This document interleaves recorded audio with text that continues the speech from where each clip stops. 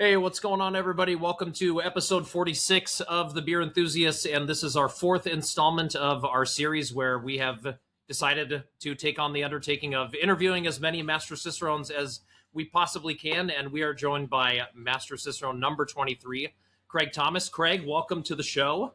Hey So guys. it's been good to kind of get to know you ever since we kind of started our journey towards the master exam, and then kind of getting some, random little fun moments to hang out together. But tell everybody just kind of a little bit about yourself before we get started. Just give us a little intro about you. Sure. I started my brewing career in 2012. Officially, I before that I had determined I want to get in brewing. Read a lot, and I was in Edinburgh, Scotland at the time, finishing up a history degree, and begged my way into a brewing job in hopes that I would eventually rise up to be master distiller of a Scotch distillery, but. Yeah, that wasn't in the cards. I did go to school for brewing and distilling, and that was still kind of like the intent, but pivoted and decided that beer was a little bit more fun. And so I graduated with a degree in brewing and distilling in 2014. Worked in a sensory role after that for the flavor standards company that Cicerone uses, Aroxa Flavor Standards. So I was just very intent on learning sensory.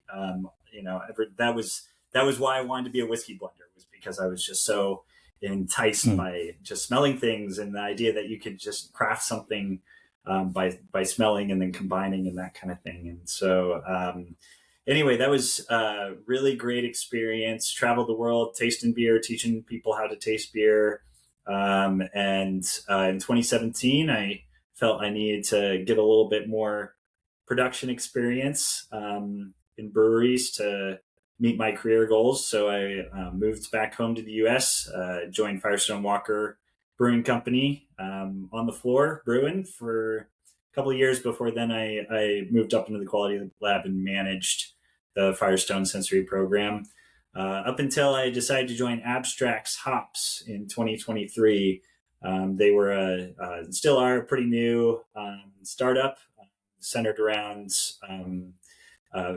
aromatic extraction of various botanicals. They started in cannabis actually, but pivoted into hops and started formulating some really unique aromatic profiles, doing extractions in ways that hadn't been done before. And I thought that they smelled really good and they had a place in the brewing industry, and decided to hitch my wagon to their horse and see what kind of changes I could help introduce into the brewing scene. And it's been very fulfilling in doing that work and seeing the kind of ways that people are applying our stuff and new ways that people are brewing, which is really fascinating to me. That beer has existed for 10,000 years and we're still finding new, different, better ways of doing it. So always be learning, I guess.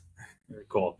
Love that. We definitely have a ton of questions about your journey, about the exam itself. This is not really like a how-to guide, but I want to fast forward to all these years later. Now that you've passed the master exam, you've got that grind kind of in the rearview mirror. Is there a particularly misunderstood thing about the exam, or something that you misunderstood about the exam until you got it right? There are a lot of things that you misunderstand or don't understand. It's a lot to try and like bundle into your brain.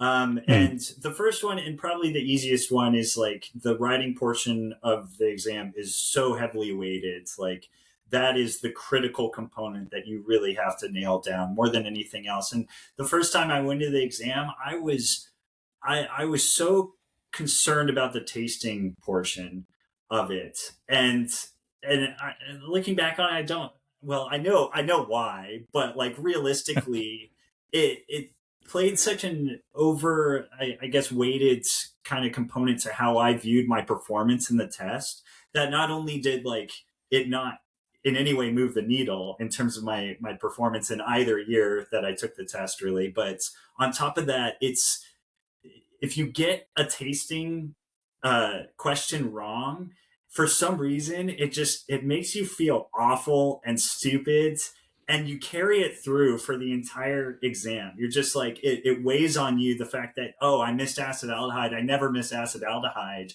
And it's like, realistically, it's not a big deal, but for some reason, you're just biased in that sense. You feel like as a Master Cicerone, you should know all these kind of things. And it's really showcased. At least it was for me in that aspect of the exam. So I would say that's probably the biggest thing that I didn't understand going in, is like the weighting of the scoring and how you need to like take that into account when maybe you don't perform as well, or when you think you performed really well, like maybe it doesn't matter as much as you thought it did. And the second thing about it is like how much of a head game it is. I reference, the very fact that just missing a tasting question can impact you to that degree. Like that's something that you need to like really bring into perspective, but also just, going through the paces and understanding your own stress responses to all of it. And the fact that it's a 2-day marathon that you're trying to get into, I feel like as hard as it is to perform well that first time and know everything that you're expected to learn going in the first time, so much of it is just like you coming to grips with how you perform in such a high stress environment, because that's what it is. And it's all like you put it all on yourself, but you go in knowing that you spent the better part of a year, if not, a year and a half, 2 for some people, prepping for that moment. It's like, it's a lot to try to deal with. And it's a lot to try and talk yourself down from, like, constantly through the 2 days. And I don't think that that's talked about enough, just that stress response that you have. And I don't really know of a way to contend with it outside of like showing up on game day and getting it over with, Yeah. Right. I think a really misunderstood or misunderappreciated part of how difficult that is too is that other levels of this exam, and then other like beverage certification exams, whether it be sommelier or something else, you can bank your score in one of the formats of the exam, but for the Master Cicerone, you got to take the whole damn thing again. If you even if you like nailed the tasting, right, you have to be ready to perform at a passing level the next time regardless. You still have to retake it. Yeah, I didn't know about the other exams. That would make things a lot easier, but yeah. And I agree with you too. I think just one of the other kind of misunderstood things too is I would encourage anybody just to go to the Cicerone website and just click on the like master exam link. There's like a lot of really good information, like what is weighted like about the exam, because I think you're right, Craig. I think if you asked, if you mention this to anybody who isn't kind of in the know, the first thing they're going to say is, oh, that must mean you're like really good at tasting then, right? Like, or your sensory is really good. They're not just like, your essay writing's got to be incredible. That's not but weirdly enough, like if you look at the weighting, like that is the thing you can get the lowest score on and still pass the exam. The other two, there's definitely the threshold is much higher. And I think for me also, just the more and more you go back and you read that, there's just like little, especially after the first time we took it, just little tidbits that they just kind of mention that are really important about the exam. And then you really then kind of look back on it and you think, oh yeah, they weren't kidding. Like they really do. I think one of the things I remembered reading after the first time was that a lot of the stuff that they are concerned about is information on how something will affect the finished product. And they just kind of, and I was like, actually they're telling the truth. They are really concerned about that. That does potentially come up a lot. Now you are, in your introduction, you talked about, it seemed like you were like a very goal-oriented person. You're always wondering what's kind of the next thing. Is that kind of the reason you took the exam in the first place? And is there another reason why maybe somebody else should attempt the exam? Like what's kind of your, if you've ever had anybody ask you, and they say, is it kind of, worth it? Should I attempt it? So kind of two-parter, why did you decide to do it? And then do you think other people should too? I I think I decided that I wanted to do it when I first heard that it was a thing. You know, Mm. Oh wow. I can't remember exactly what I might have heard about it when I was listening to the Brewing Network, you know, back in like 2011, 2012. I got my certified beer server in like summer of 2012. And it was around that time that I think I set my sights that I wanted to go for master at some point. And between 2012 and 2023, when I finally achieved it, there were obviously a lot of peaks and valleys in that. And it wasn't through that entire 11 years, I was like, okay, every part of what I'm doing is in an aim to get at master, but it tended to fall into, a lot of what I learned through the Cicerone program it was in parallel with what I was doing in my career and building towards. And I think the second element of that answer is like, I have always just been enraptured by beer and whiskey too, but like I always wanted to learn more. So in a way, it was kind of easy for me to just say, okay, what's the next thing to learn that I don't know about? And the third element of that is, yes, it is it. It's a defined path, right? You see the summit of Everest and you see the camps that you get to along the way. And so it's like, okay, that's a good stage for me to, and where I currently am, this is the next goal. But more than that, I think that there's so little in terms of feedback that we get in our lives and as professionals anymore that kind of like guide us along those lines. When up until we graduate college, it's like very laid out. You do this task, you get here, and Yeah. then you go into the workforce and it's like, you're doing a good job. And we've all seen the memes about the rating systems that you get in your reviews about like, oh, no one gets a 5, you're always getting a 3, you're always performing at exceeds expectations. And for better or for worse, a lot of managers don't give good feedback. You don't see how you can get ahead. You think you're doing a good thing, and then it turns out that that wasn't as valuable to someone else. And it's like, and this was a good way for me to kind of check myself and understand that yes, I am making progress and I'm pursuing the right things. And more importantly, there are things that I didn't realize that I needed to pursue that I do need to pursue. And that was, I think, the wake up call for me when I failed the first time. Is you go through the 7 stages of acceptance or whatever it is, in terms of I can't remember all of them, but I do very, very clearly remember the anger and denial phases of getting that Right. feedback. And then you start to come to terms and realize that like, no, there's more me to learn, and or more to learn out there. And frankly, I just didn't know it. And you can claim that it's not worth knowing at some level, but realistically, at some level, you're just closing off. You're being closed minded. I think in that respect, it's like, well, maybe learn about it, and then you can determine whether it's worth knowing about or not. And until you do that, you can't really make a call either way. And so that like really opened my eyes about some really important things within brewing and beer in general that I hadn't paid attention to before, that are really important, and actually kind of fostered my love for it all. So that was a very long answer to that question. But yeah, I think it's all comes in line with always trying to be the better version of yourself, right? And for Yeah. me, that's learning more about beer. So Yeah. I love it. And in your case specifically, you said you took the exam twice, right? And mm-hmm. correct me if I'm wrong, but you kind of took like a gap year in between Yeah, attempts. yeah. Okay. And was that just like a product of circumstance in terms of busy life, couldn't do it one year, or was it a conscientious decision to take the extra year to shore up the things that you needed to shore up for your second attempt? I think it was more than anything. I think that it was that I needed time to kind of process it and Mm. understand where I sat, and come to terms with the loss, and then see whether that was how to accept it and approach it. And by the time you kind of like figured that out, I would say it was probably 3 to 4 months later before I started kind of, okay, checking back in. Where do I sit as far as wanting to go after master again? And I would say by that time it's like too late. I had already missed the year following.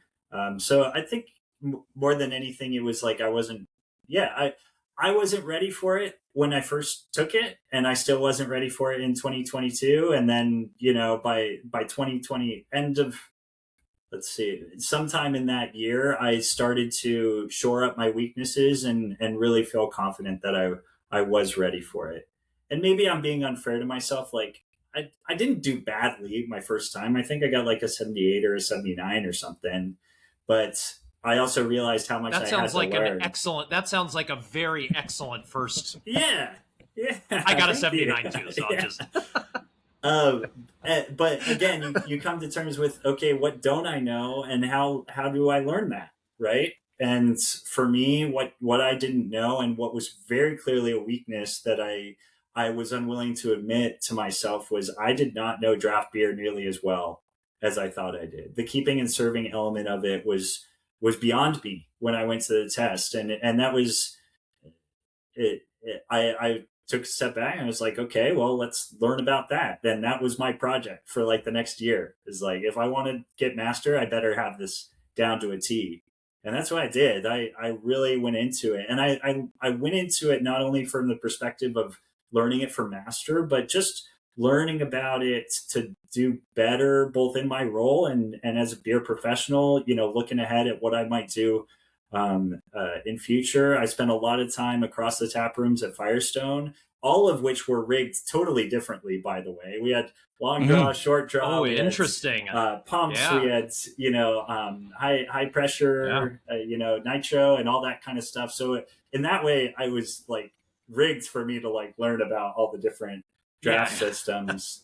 But realistically, I was very fortunate that I was in a position where I could take advantage of my position to learn more of those, not only to hopefully benefit the business, but also from the slightly selfish angle of just learning and growing and doing it, if, partly for the test. So, well, it's really uncommon. It seems like most people that pass this exam take their all attempts in a row, if they require multiple attempts. And I just love that lesson, that sometimes it pays to be patient. I really get that. And you don't want to jump too far ahead. I think that especially on this track, we do that a lot in terms of like kind of starting from the end point, and instead of, and reverse engineering is a different type of learning than, just making sure you have everything in a row, everything around you, and that you're psychologically prepared as well. That's really cool. Yeah. It's a very introspective journey going for Cicerone, any level of Cicerone, I would say, but certainly advanced and master. Because I didn't pass my advanced the first time either. I actually failed the tasting portion and had to retake tasting, and then I did it. And so you confront your own failures and weaknesses, and you decide whether you want to improve upon those or not. And if you decide not to, that's not even necessarily the wrong decision, I would say. It's just like, well, figure out another path to go down and enjoy that and learn more about that. But I'm very happy that I was able to conquer it the second time around. I did go in my second time thinking, if I don't pass it, I'm not sure that I can go in a third time. It's a lot. So props to you, Chris. Good luck. Yeah. Thank you. Here we go. I'll take all the encouragement I can get. Yeah. One of the things you said earlier that I really liked when you were, because I think everybody we've talked to has kind of talked about the exam as kind of this like Mount Everest, or this, summit that you have to make. But you're the first person who's kind of used this imagery of there's, certain camps that you have to get to along the way. And I know for Chris and I, we felt really lucky that going through advanced and for the master exam, what's kind of made it easier for us to get to those different camps, those different places, is just the fact that we have each other, or that we have the people who we studied for, for advanced. And so we understand that not everybody has that availability to them, especially just how close we live to each other. But was that sort of did you study alone? Did you have somebody who you, even if you maybe weren't just doing weekly, tasting or oral exam practice or anything, did you have somebody who at least you were kind of leaning on who was also, taking the exam, or did you not? Was it by choice? Talk us through kind of what was kind of your journey in that regard. Yeah, the first time I didn't, and I don't know, it was probably hubris at some level, just thinking that I could do it without, and I could do it on my own terms and get by, and that was wrong. The second time, I worked with Patrick Combs, and that was because he was the one who suggested it. I remember he posted something on LinkedIn, and I was like, "Oh, I'm going for it too." And he's like, "Hey, if you wanna study together, then I'd be happy to." And that was such, reflecting on it, like, thank you, Patrick. That was amazing that he offered me that support. And in doing so, it wasn't a religious thing that we did. I would say that we would get on a call, once a week or so, and we would write, we would write each other essay questions for the other one to answer. We did a lot of work on, we set our own draft beer balancing problems and checked each other's work and on that. We talked about pairings that we did. I think that his pairings were always a lot better than mine. He's a super foodie, and he was always coming in with all kinds of things that he cooked and like the pairing dinners that he did, and I just wasn't at that level. Maybe because I'm lazy, but I did really value all of that, and particularly in our style discussions. It's just really helpful to have a support network, and more than anything, I think to have someone be able to check your work and get some practice runs in. I do remember I went out to Colorado in, I think it was August of 2023, and I texted him. I was like, "Hey, I'm in town." He was, he had joined STEM Ciders at that point, now Wilding, and he was at a new place. I was like, "Hey, I'll swing by, say hi, and let's just talk some Master Cicerone over lunch." And he was like, "Yeah, come by." And I show up to he brings me down to his office, and he's like, "Surprise!" And there's a whole blind tasting setup of beer styles, nine different beer styles. And it's like, all right, let's get into it. And and that was actually kind of, it was fun. It was confidence building. Like, I didn't get 100%, but then talking about it with him, I remember For an Extra Stout being in that lineup, and he had a really good way of approaching For an Extra Stout and identifying it. And it was just, it's those kind of like situations that can happen when you have a partner who can help, lead you on the path and teach you things that you wouldn't have. If you're teaching yourself, then you can only teach what your brain can teach you, right? But when you have other people somewhat circular at one point or another, right? Then it helps a lot. So I think that Patrick was a big reason why I was able to, perform as well as I did the second time around. So yeah, cheers to Patrick. Cheers to Patrick. We a little mini peek behind the curtain here at the Beer Enthusiast for motivation for why we're doing this is I don't know if you've perceived the same kind of groundswell of narrative about the exam, but Scott and I feel like we're running into a lot of people that are very skeptical about what the return on investment for taking an exam like this might be. And I don't know if you have any thoughts about maybe what that return on investment is, if it should even be thought of like that. But just there's seems to be some emerging negativity about why even attempt the exam. And is it just, like you kind of alluded to earlier, just kind of professional development in a way? Or is there something else that you think is really, really important that people should consider in terms of return on investment for such a large undertaking? I think that's part of the reason why it's such an introspective journey for people, is you have to make those assessments and your value judgments for yourself. I think that, with the Cicerone program, it's so often compared to the SOM program. And with SOM, it seems like, oh, if you get to Master SOM, then there's a high paying job waiting for you on the other end, which I'm not sure is entirely true. I think it's probably a little bit true, but I think that fails to take into account all the work that SOMs do to network and get invested in the scene in order to get to Master SOM. And I think that same kind of system works within beer. The way I look at it is like, I don't think that there's necessarily a lot of jobs out there that only hire Master Cicerones, but I think that there are a lot of people out there who hire the type of people that become Master Cicerones, right?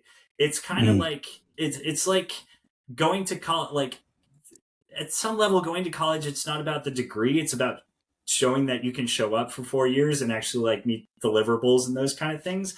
I think it's the same kind of thing with Master Cicerones is where we, and I would say even advanced Cicerones, different breed maybe doesn't come across right, but it's like you would acknowledge that you're going for a goal and you put in the work to try and make that happen. And I think that that's the type of person that employers want.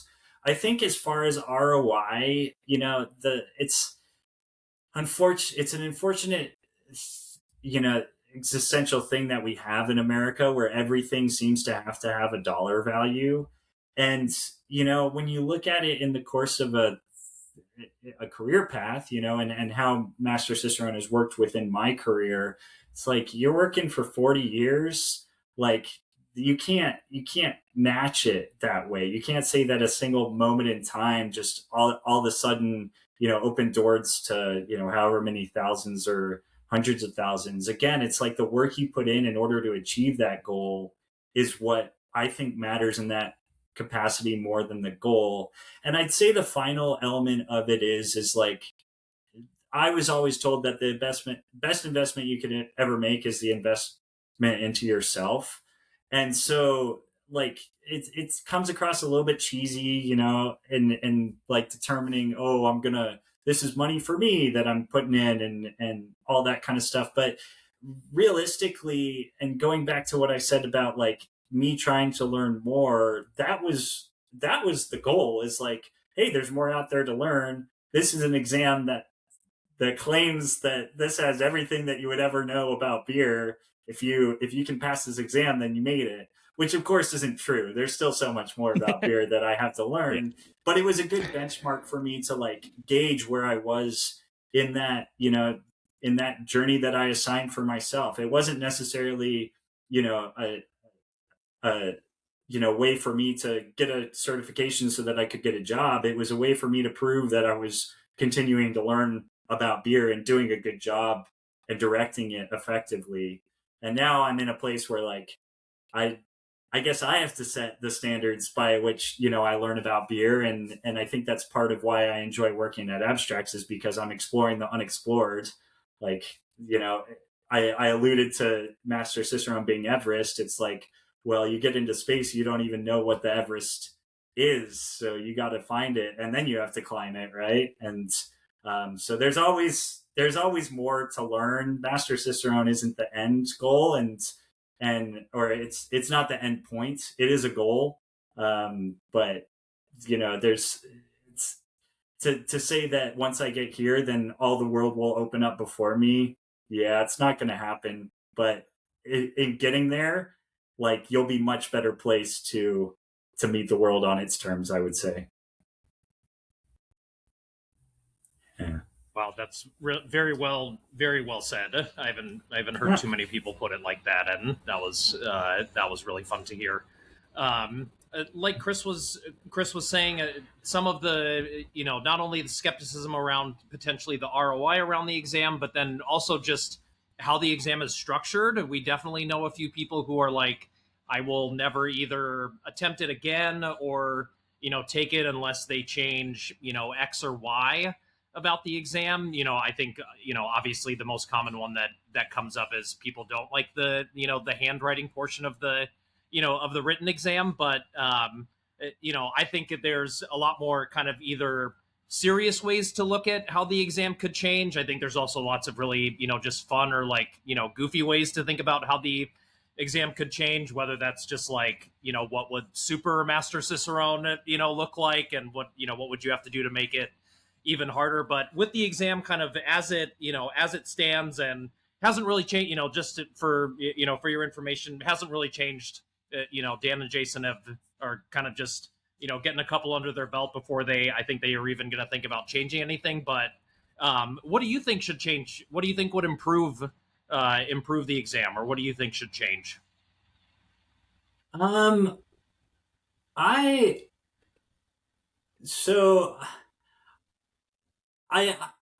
kind of like the idea. I don't know how you would accomplish this, but you go into the oral exams, and particularly in the food pairing ones, it's like, okay, they have some food and a selection of beers, and you can choose what you want to pair. I kind of like the idea of doing like some kind of like Master Chef thing where it's like, hey, here's your ingredients, here's some beers, like make up a cool dish. Yeah. But that's a lot of work, and I think that it's leaving so much to the gods, up to the gods, that maybe it's not the most fair way of approaching it. But it could be kind of fun, even if you like broke off into pairs, and maybe that's something that could be explored a little bit more, is like creating some dynamic conversations with your other like candidates, and like having some kind of like, if not group discussion, at least like teamwork to like meet a goal. Because I don't know, at some level we come back, we always, whatever test you're looking at, there's always an argument like, oh, I'll just look that up, or I'll just ask it. I don't need that in a professional environment. And I think that there is some degree of truth to that. And so the idea that they might showcase an issue or like present a problem that you could collaboratively work on, maybe there's something there. I don't know. I do think that like the whole program is very well structured, I would say, and how you test for that, it's hard to deviate from it without changing, I think, the structure. The 5 different elements that you're tested on, and how you test on that, I think, is maybe something that you could change up a little bit, but you wouldn't want to necessarily like do it just for the sake of doing it, because then you're leading to a whole litany of issues with regards to the actual program, I would say. So I feel like I'm just tailing off and not actually delivering a very good answer. So I'm just going to stop right there. Make a Master Chef version. I was going to say, Chris, please interject. I think I know what you're going to say, but go ahead. I love the Master Chef idea from another perspective, which is like, if you watch the cooking shows, particularly like Top Chef, the competition ones, going for these certifications is a lot like competing on that show in one sense, which is there are constraints imposed upon your answer, right? There's like a something about the dish that you have to make one episode or 1 week that is hamstrung. You can only use a certain ingredient, or you can't use certain ingredients, etc. And I've always admired what's so difficult about the finale of a lot of those shows is it's always they've just spent like 12 weeks working under constraints, and then the finale is like, cook your dream meal. And that almost makes, if you map that onto the Master Cicerone program, not even just making it, but let's say you had to write an essay about your dream meal, that's like a different exercise than them telling you pair 3 courses with X or Y style of beer. And I think it makes it even harder in one sense, which is it better be pretty damn good if you have no constraints. If you just have to write what the dream 3 to 5 course beer pairing would be, that would be very cool, and also very difficult and hard to grade as well. But you alluded to some of this already in terms of, for example, not being quite at the level you thought you were for draft system type stuff. But can you talk us through what your other strong suits might have been going into the exam? You referenced some maybe slightly weaker points that you needed improvement, but of the knowledge areas and the things on the exam, what were you really good at, and what did you need a lot of work on? I mean, I went through brewing school. I felt that I was always very strong at ingredients and process. And not to say that I didn't spend time learning about that, particularly, my first time I didn't do as well on a hops question as I felt like I should have. So I really made sure to cover my bases in that respect. I think that a lot of my personal identity and career path has been tied to sensory.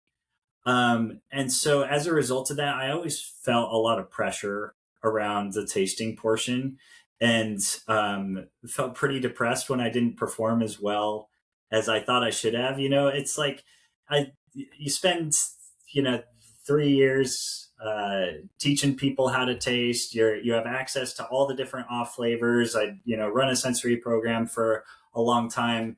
You would think that you would have that in the bag, and yet I think it highlighted to me like how difficult sensory is, and in turn it kind of like reinforced my approach to sensory in a professional context and a design of experiments kind of context. Is like, if it's that hard for me, then I know it's that hard for everybody else. And so I approach sensory and sensory science in a very democratic fashion.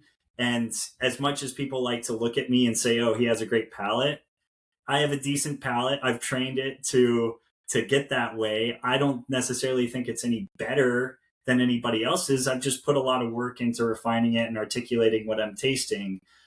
So I think that I am strong in sensory, but I also know how much of a head game it is and how much that can totally blow your score. And so when I went in my second time, I went in with the assumption that I wouldn't perform as well as I had hoped I would in sensory. And once I took that out of the equation, more or less, it freed up all this, a lot more bandwidth for me to concentrate on other things and not worry about that. So I would say, looping back to it, first time I went in, ingredients and process, I knew I had that down pat. Second time I went in, I knew I had nothing down pat. And I went in with intent to make sure that I had everything down pat, because you go in and you think that you can make up for points here and there. And then you come out and you realize that there's no making up for points. You have to, you're always going to be at a disadvantage. You're always going to be knocked 5 to 10 points because of circumstances and luck. I mean, you know this better than anyone, Chris. Like, you go in with a winning hand at poker and you're going to get, it's not going to play out all the time. So you go in, knowing that you're not going to get 100, but you best be able to get 100. That sounds, it's a weird thing to say, but like, the point I'm getting at here is you can't take anything for granted. You have to know that you're an expert across all of it. Otherwise you don't really stand a chance, I would say. And there are kind of two different things at play. I think there's what you are inherently or like experientially good at already. And so the other things that you need to kind of make up the knowledge gap on, and then how you performed on them on game day, right? Because there's, aside from the select few that have passed this exam on the first time, the first score, no matter what the total is very humbling in some of the knowledge areas. Because if you're anything like me, it was a mix, right? It's like, okay, I know I did poorly on that. Okay, that makes sense. But I'm way better than this at keeping and serving. Like, how did I get that low of a score? And so you score lower than you thought in one of your strong areas. So that's very, very humbling for sure. Yep. Yeah. Kind of with that, is there something that a bit of advice that seemed to be percolating around what little was available for the exam years ago was just sign up and take it the first time, because you're not likely to pass it. Kind of just like rip the Band-Aid, get it out of the way. Do you agree with that at all? Do you have any criticisms of that type of approach? I'd say it's the best way of pointing out where your weaknesses are. The The only way you're going to learn what you're not good at is if someone comes and shoves it in your face, and it's a hard lesson to learn. But again, like there's so few opportunities out there where people will unapologetically do that to you, that it's like, you could, that's the way to do it. You just gotta, show up to the plate and see if you can hit a curveball. And, you gotta ask someone to pitch you a curveball before you can, that. And actually, more appropriately, you gotta ask someone to pitch to you and not tell you whether they're gonna throw you a curveball before you can really figure out whether you can hit it. And again, like so much of it comes down to, performance on the day, that I think, yeah, you just have to say, hey, I'm gunning for it. You never know if you're going to be ready, right? There's always going to be something else. So let's just do it and get it over. And I've tried to like embrace that in other parts of my life too. It's like you get to a certain age where it's just like no one's ready for it, and you just got to realize that you got to dive in head first and do the best you can. That's what everybody's doing, I think. So love that. Yeah, and good luck. Yeah, absolutely. Another thing that we've kind of had kind of some mixed feedback on, or you hear kind of some really kind of gatekeeping stories around this sort of thing, or how open are people who've taken the exam before. You talked about that seemed like maybe you were kind of lone wolfing it the first time around, and even though you didn't maybe have anybody that you were studying with, was there anybody that you just kind of reached out to for mentorship or advice, or just anything about prep, and were people open to kind of talking with you, or did you kind of feel like a lot of those doors were pretty much closed?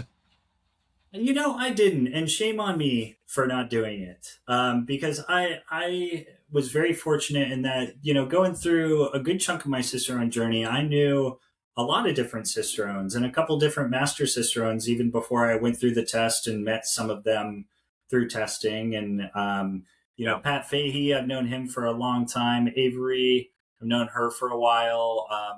Neil, I had met a couple times.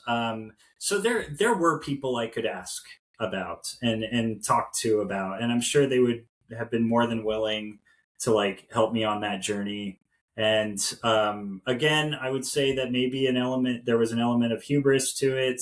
Maybe there's an element of, if not embarrassment, at least hesitancy for like telling people you're going after it, because it is like soul bearing. You're like, hey, I want to go for this. And in all likelihood, I probably won't pass the first time. Like that's a tough thing to confront and tell people about too.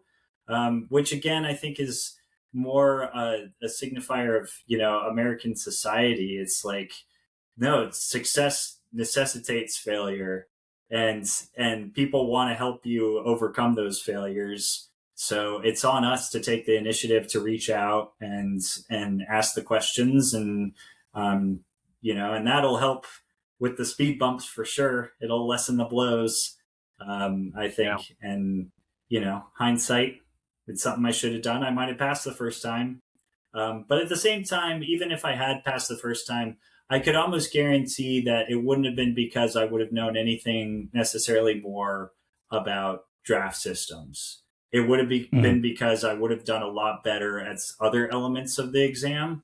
And I think that would have been a disservice to myself and my progression. I think that all elements of that test are worth learning. And the idea that I could have, if not skated by, at least passed by only, knowing four of them very well, that's not what the test is about. And I think that I'm a much better beer professional knowing that I know all five elements of that, instead of saying, oh yeah, I squeaked by and haha, I didn't have to know very much about draft systems, haha. So did you feel like as you came up on your second and passing attempt, did you feel like everything was coming together at a certain point, or was it like still pretty pins and needles on game day, eking out points, or did you hit flow state? Did you feel really good about it? No, there was no flow state there. So the only point I hit, I take it back. There was one, one of my, again, I keep coming back to draft, but there was one oral exam in draft where, they gave me the test. It was, basically here's a kegerator, fix it. and, and I nailed it. It was just like, within, I think I finished it all within 8 minutes, and you have 15 minutes to do it. And I was just like, I walked out of that one feeling real good. Yeah. But other than that, it's just like, as I said, you go in and you hope that you have covered 100% of everything that but your brain fails you, and that you're at a disadvantage, whether it's because of judging subjectivity, or because you just can't articulate on the day, or because you have a stuffy nose. I don't know. There's always going to be something handicapping you. And so I was very intent through the entire time. I was not willing to cede any kind of ground or get into any kind of like relaxed state up until the very point where we slugged that I can't pronounce it. Malort. There we go. And even after that, I was still like, very full of adrenaline and not concerned. But I will tell you that like that moment. So my second time we did it in Kansas City, and I was determined after that to treat myself to a steak dinner at Anton's, which is an old school steakhouse right in the middle of downtown with a very cool beer bar on the back. And so nice. I was just that, it didn't matter. I passed. I'm treating myself to a steak.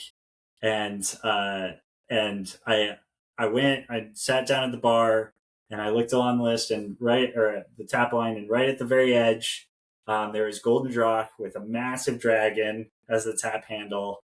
And I was like, well, it's got to be that. And to my day, I still have that vision like imprinted in my head.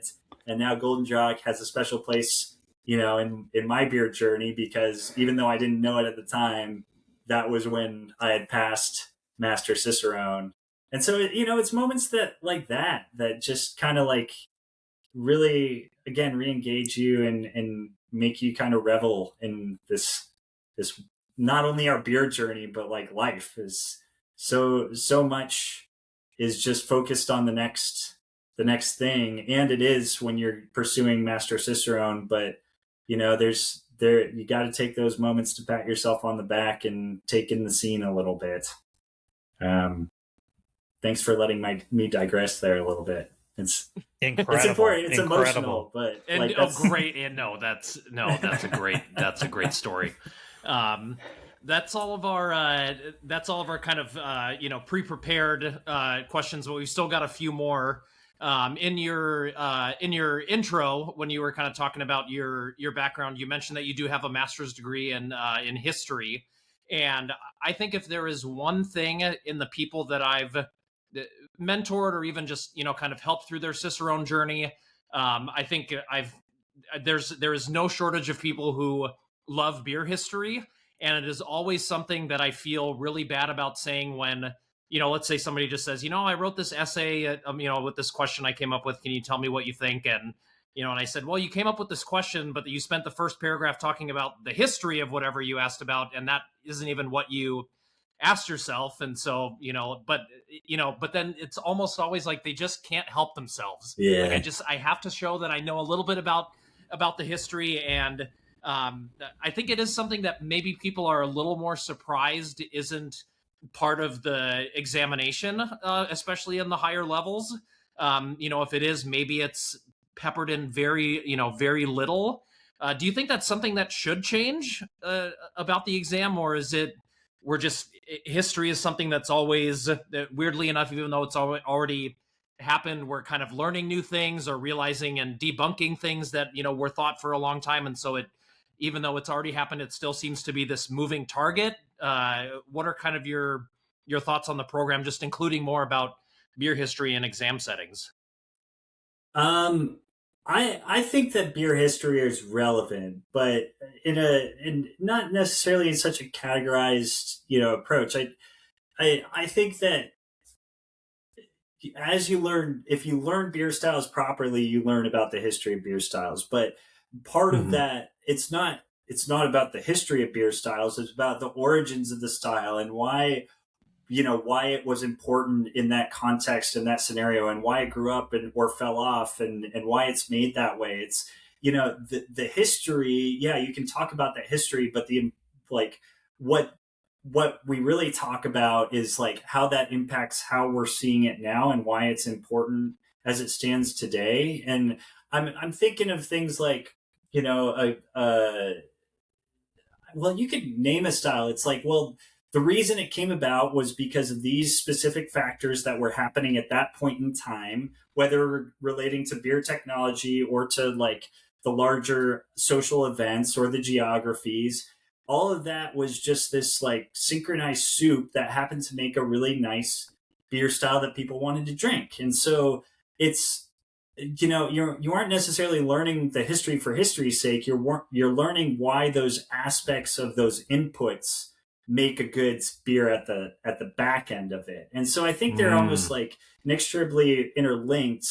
And I think it's worth talking about in that sense, but not for the sake of saying like, oh, this beer was invented in this year because of these Yeah. things. It's like it was invented because it tasted really good, and we keep up that legacy because it still tastes good for these reasons that happen to happen around those times.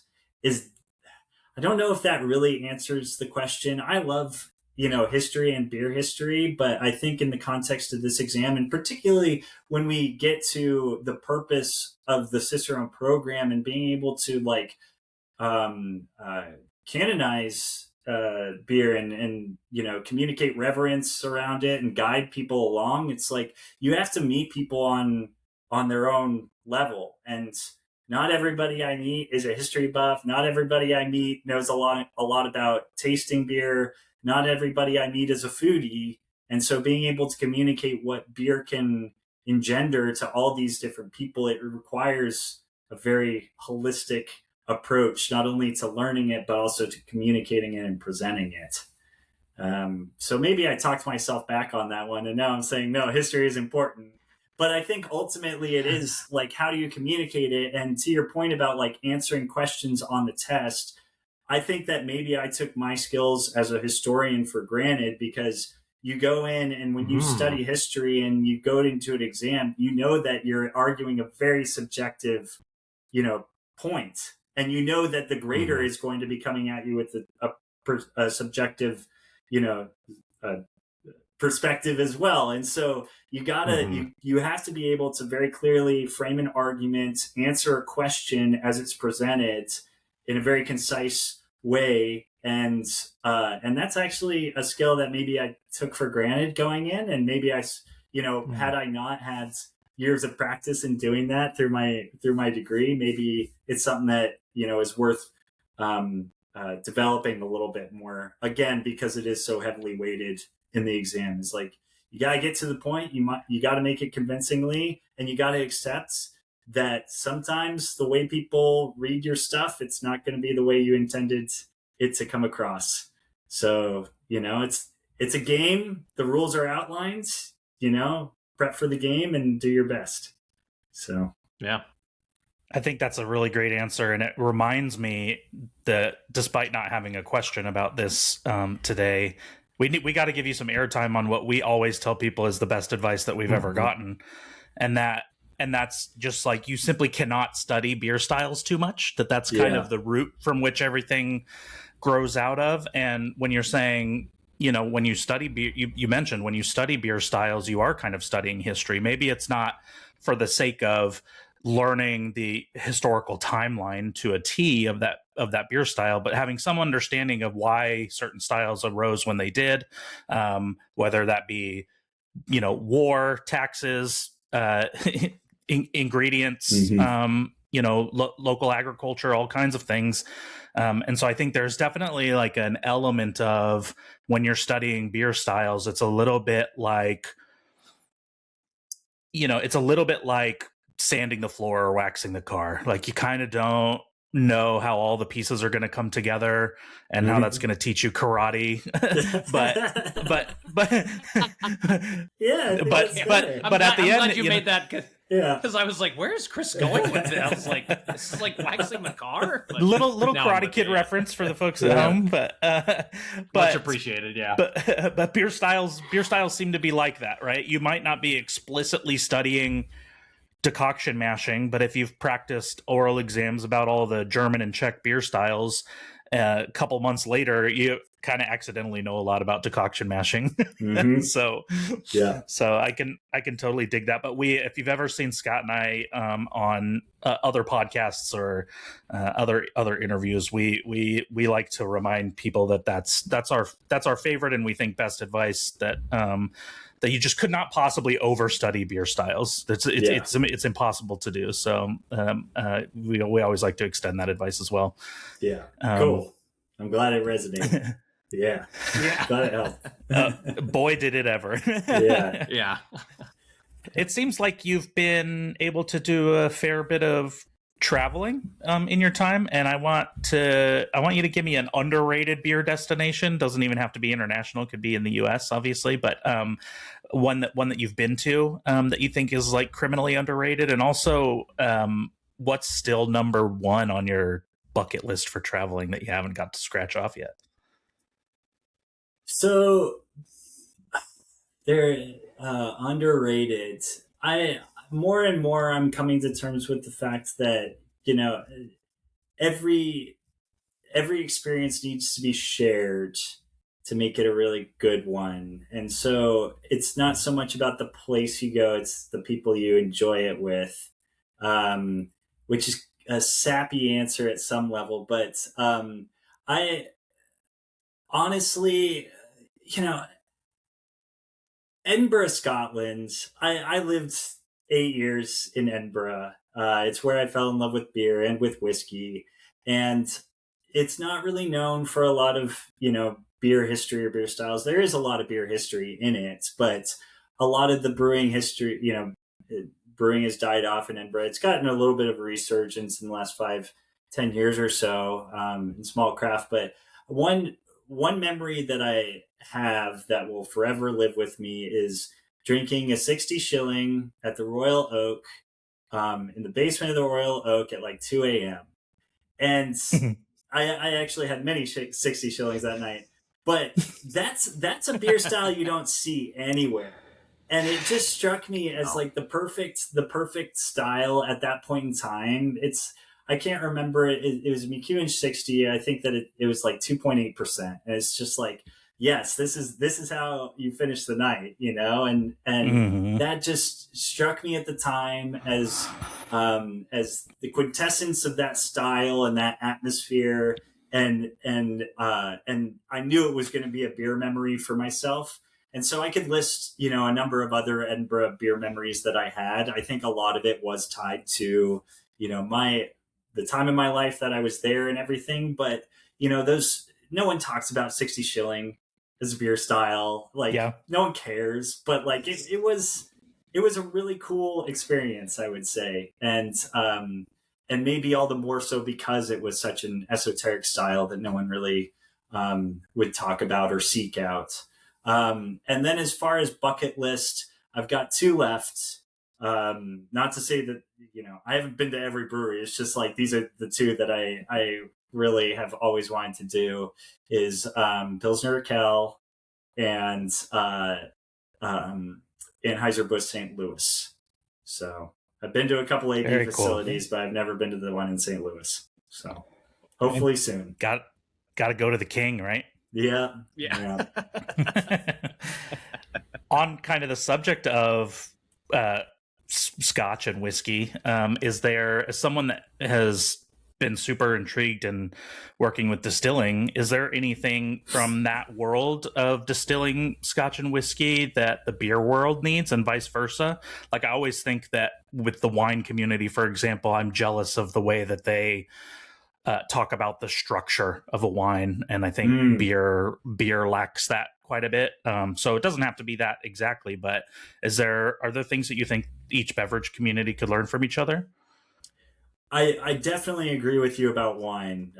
I lived in Paso Robles, California for many years and got into the wine industry. My fiance is actually in wine, and learning about wine, I think, yeah, you get these kind of like back and forths and better understand how beverages work and balance each other out and what you're relying on to construct a flavor profile. And I think that's advice I would give to people is, yeah, look across the span. If you're trying to learn more about beer, like learn a little bit about wine to understand what makes that work in any kind of context, drinking on its own or with food or whatever. And then, yeah, I think you could do the same with whiskey. I think that whiskey, I have a lot of distiller friends who are going to hate me for saying this, but it's a little bit like I love whiskey. I've got a whole shelf over here. Obviously, I wanted it to be my career path, and at the same time, it's a little bit boring. There's not as much going on. You know, you're relying on just a couple of ingredients, and time obviously is one of the biggest factors in there. And honestly, I feel like the methods for communicating what is going on in a whiskey, they haven't been well developed. Like whiskey lexicons are really elementary, and even again, my whiskey friends are going to hate me, and they're going to come at me with pitchforks and knives. But like, it's always down to the master blender and his nose, and even then they're communicating things with like 10 words to articulate what's in a whiskey, and it's just not enough. And so I think even seeing it from that end of the spectrum and taking a stance on it like I have, it's like, okay, well, what makes beer special? What's good about a beer lexicon? How can I better describe beverages and even try to better describe whiskey? I should say this, and maybe this will ease some opinions. Like I'm by no means an expert in communicating whiskey either. I don't mean to say that I stand head and shoulders above whiskey blenders to do so, but it does give you perspective on how beverages are talked about and where they exist in society, and what role they play in that conversation and describing them. Like there is a reason why we can talk about, why beer has so many different flavors that we can talk about. And it's because of its history at some level, like, and the freedom that you can go about in brewing it, the different ways that you can brew and the different flavors that you can, it's very unregulated in that space. Whereas, wine is very strict, whiskey is very strict. And I think that the cultures that it embodies as a result of that are much more focused, and maybe they don't need to talk about that stuff as much because it's like built in to how people engage with the beverage and how they engage with each other over the beverage. Whereas with beer, it's like it's across so many different cultures that there's so much to explore in how it facilitates interactions and how it fits into an experience. And I think that's one of the beautiful things about beer. But understanding like the different place and how people describe and use these different beverages in whatever context, I think it is important, because it just reinforces elements of what we're trying to learn, what we're trying to communicate to the world. And also just, whether you're a brewer or front of house, it just makes you, I think, a better professional in that realm. So I could talk a lot about it. I will talk a little bit more about it. Yes. One thing that I was fascinated by is there's this phenomenon that came out, and it's not like a revelation, but it was articulated, I think at BevNet, either last year or the year before, where the presenter, and I can't remember who it was, said that, as a lot of Instagram influencers, and this either was the result of influencers being a conduit for what exists in society, or they spread this idea out there, but people have beverages for moments in time. They have their treat beverage, and they have their hydrating beverage, and they have their caffeinating beverage, and all these kind of like, it serves a purpose in their lives that they celebrate. And I think that that's a really fascinating thing to like put in the context of everything that we drink, not only in terms of beer, but everything else is like, what purpose is this beverage serving to you and your environment? And it used to be the case that the only purpose that any alcohol ever served for any of us was just to get us drunk, right?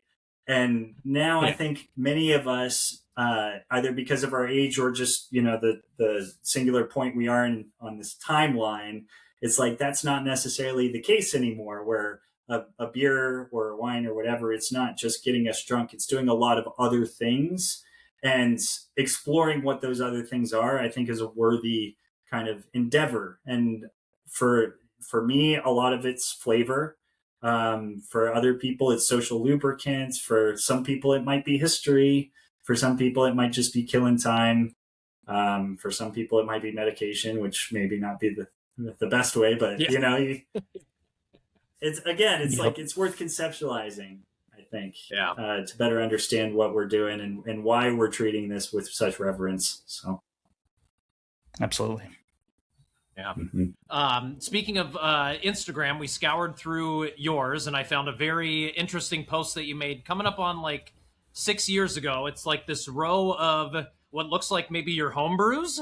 And it's got things like 60 shilling, like you were talking about, and it's got English Pale Ale, oatmeal stout, lots of, porter, and then one that I'm not going to ask you to try and recall, but usually it's called Wanna Brett, and I feel like whenever it's homebrewers and Brett, there's a story behind it, because it's whether it's intentional or not.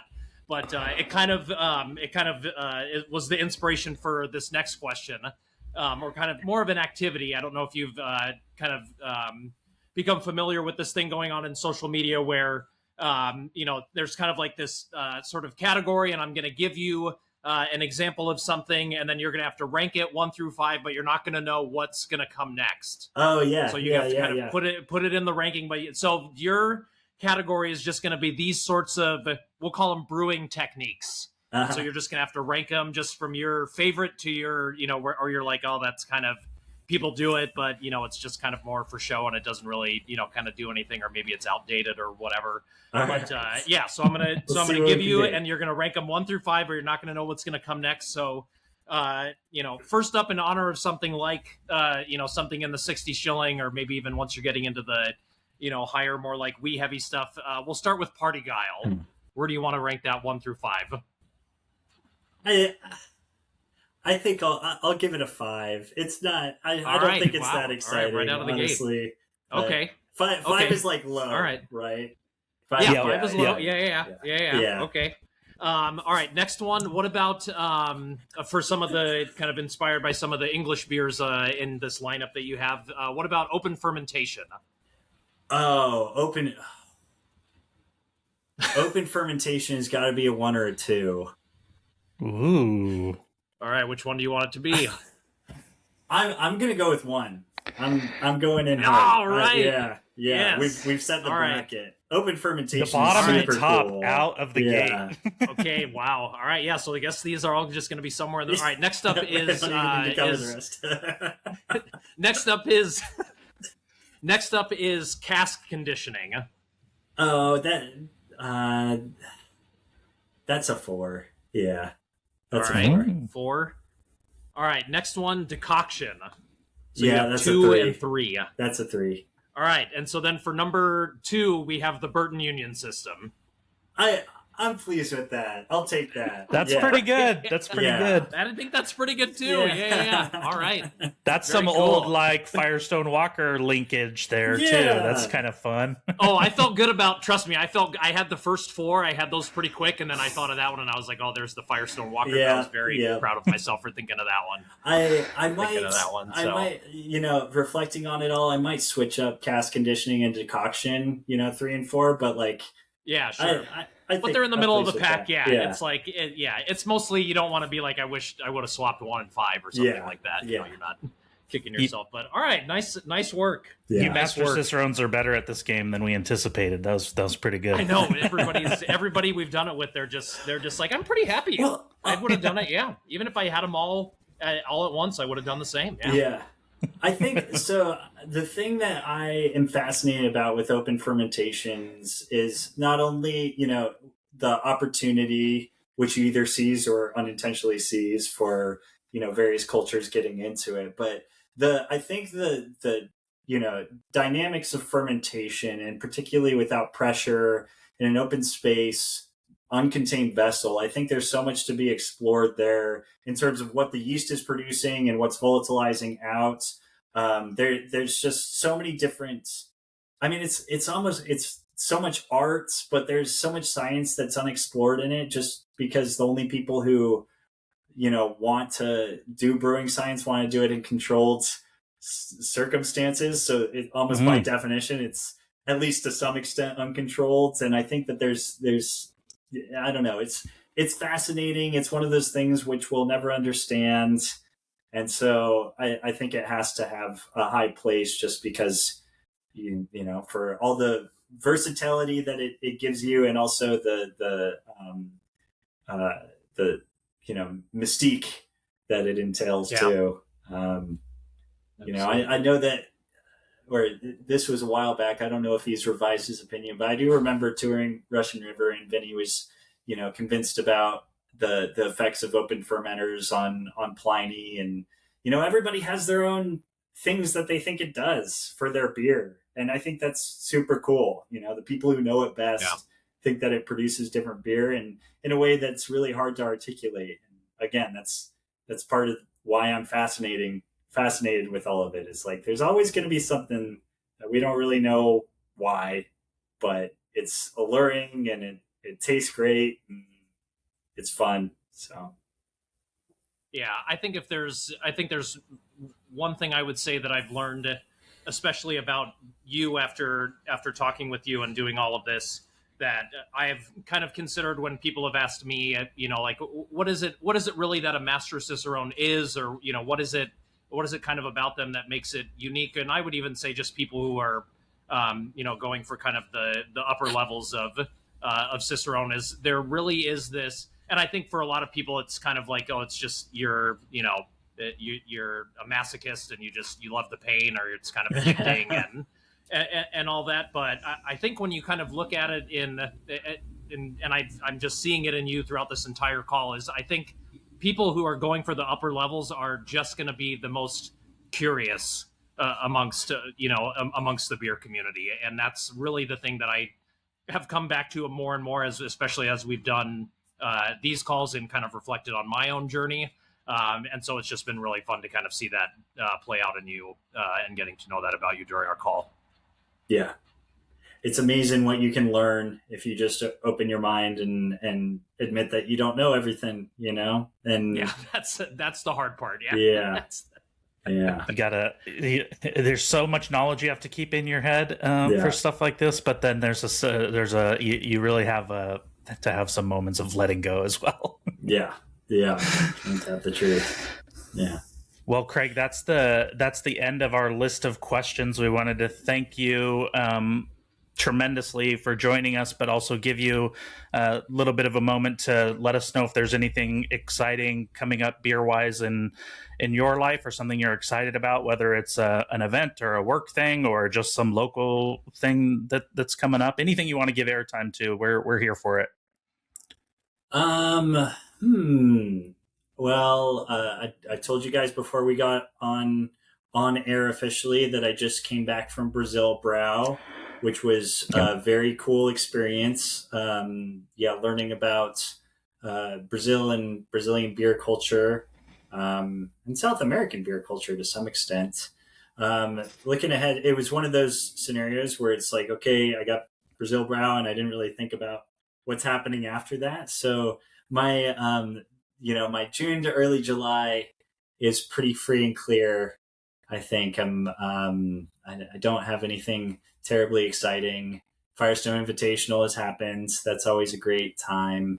I think I'm looking at GABF as my next kind of big thing. Oh, Hop Harvest is always a big one. Really cool. Very much.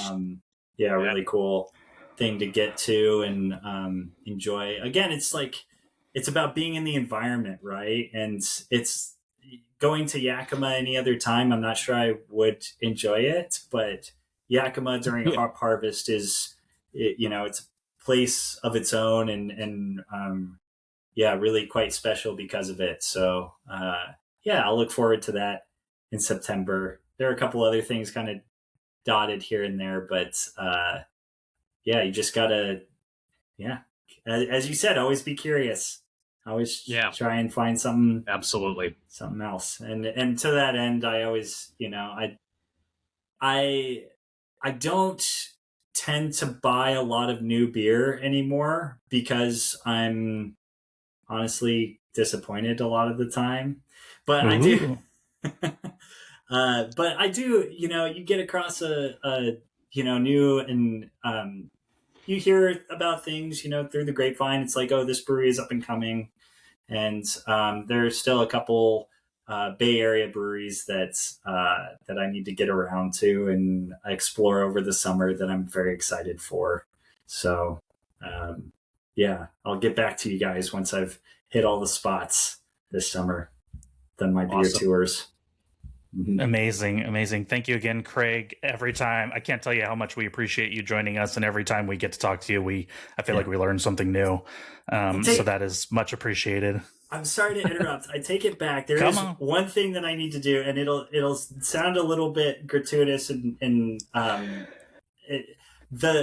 you guys are doing a really cool thing with At Your Service, and I know that you've got one coming up for the ball game. That'll be really cool. But from my experience, I've seen it from afar, and then had the pleasure of just being introduced to the work that you guys put behind it in terms of the prep, and got to talk to you guys about what you're trying to encapsulate with that. And it, I think it's great. I think it's what the American beer culture is kind of lost in translation at some level.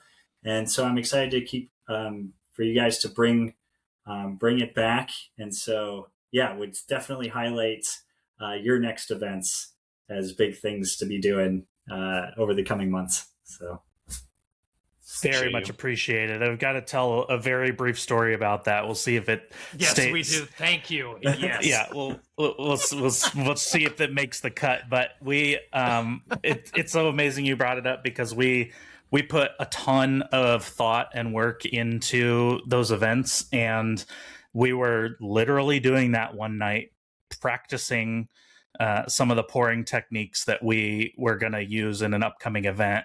And we're in Windsor Homebrew Supply after hours, just practicing, trying to put in the work. And Scott is like, "Is that Craig walking through the parking lot?" And I'm like, "No, it's not Craig. That's just somebody that looks like him." And for context, Craig doesn't live anywhere near us, but you are around Southern California a lot, so it wouldn't be totally out of the question. But I got kind of like head over to the door and look, and I'm like, "I think that is Craig." And Scott goes out and yells your name. Just like, "Craig, what are you doing here?" It was great. It was just such a spontaneous thing, and that's what I'm talking about. Like in terms of like what beer can be, and about the environment, and just people. Is I was just walking along, had no expectations for that night. I was going to Synth Brewing because they had just won an award for their Italian Pilsner, so I wanted to check it out. And then it turned into this just amazing experience in the midst of a Windsor home brew, and just shooting the shit and watching you guys pour beers. It was incredible. We got and it was just like as soon as one was empty. Yes. But I will. And on that vein, I'll highlight something that you said, Scott, which I think is like so to the point. You were talking about your event with Kolsch, and you said that at one place you heard about someone trying to do a Kolsch event, and what that entailed was the person going up and ordering the Kolsch, and you don't order Kolsch, you get Kolsch. Yeah, it's like again, it's separate. Like, and that's what it is. It's about learning the beer style and learning the environment and the history. It's like there's so much more to just the beer. It's about the experience, and I think that has been lost to some extent, and it's what makes it special and something to be celebrated. So yeah, good on you guys for bringing it back. So thank you very much appreciated. Yeah, and with that, If you all have any questions or comments, please be sure to leave them below on YouTube if that's where you're listening and watching, and subscribe to the channel. We're at The Beer Enthusiasts on all things social media, and can't tell you enough how much we appreciate having Craig, and it's another good session, Scott. Yep. We'll see everybody next time. Cheers, everyone.